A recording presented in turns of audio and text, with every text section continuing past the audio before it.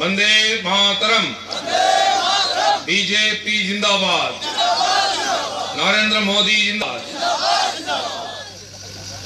आज के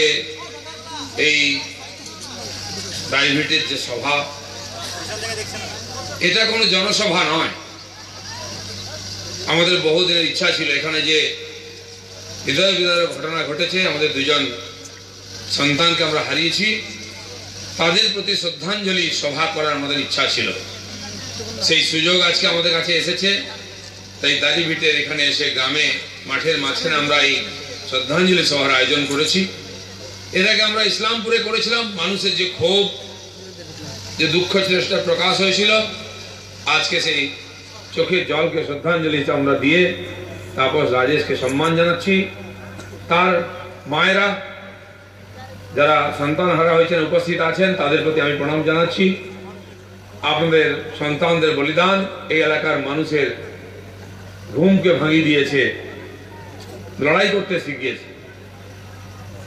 তাই এই সভার সভামঞ্চে উপস্থিত আমাদের উত্তর দিনাজপুর জেলার মাননীয় সভাপতি নির্মলদা মলদাম,